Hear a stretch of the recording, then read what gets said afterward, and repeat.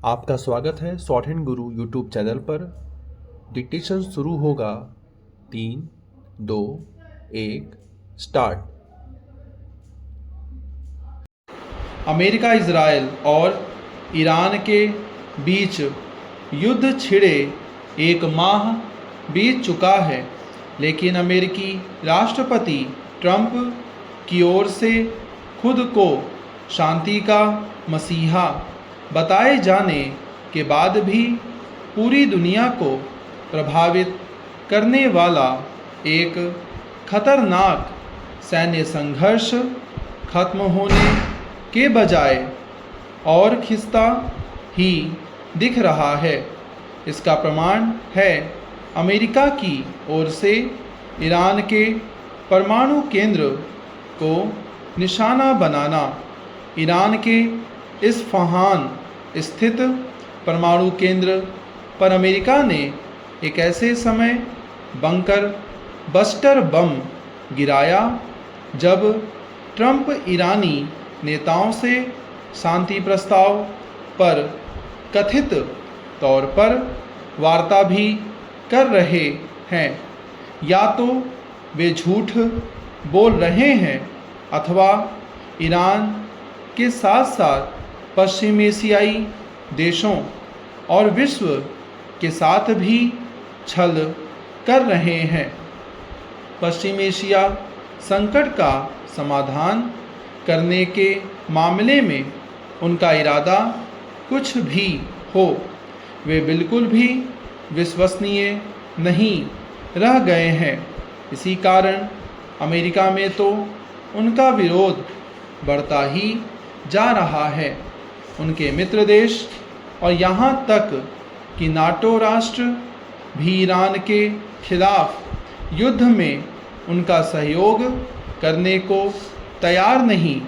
अब यह भी स्पष्ट दिख रहा है कि ट्रंप ने बिना विचारे इजराइल संग ईरान पर हमला बोलकर अमेरिका और यूरोप समेत पूरे विश्व को संकट में डाल दिया। इसके भरे पूरे आसार हैं कि अभी तक अपनी मनमानी करते चले आ रहे ट्रंप को इस बार अपने अहंकार की कीमत चुकानी पड़ेगी।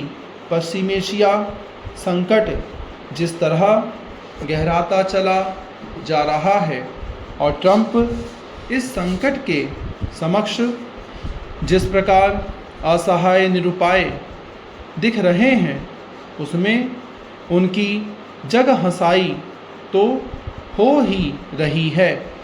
अमेरिका की प्रतिष्ठा को चोट भी पहुंच रही है।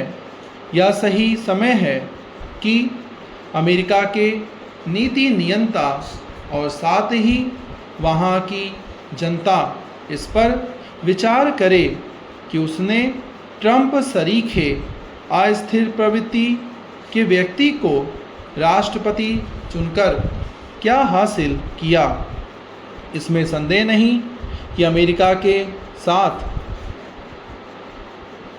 साथ इजराइल की रणनीति सवालों के घेरे में है, लेकिन इसके साथ ही ईरान के रवैये को भी सही नहीं कहा जा सकता।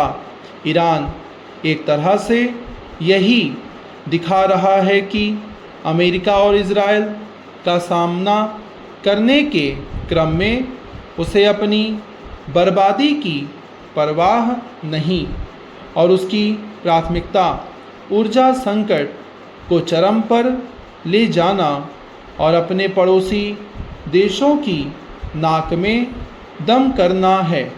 शायद उसकी इसी नीति के कारण खाड़ी के देश नुकसान उठाने के बावजूद यह चाह रहे हैं कि ईरान किसी तरह परास्त हो जाए।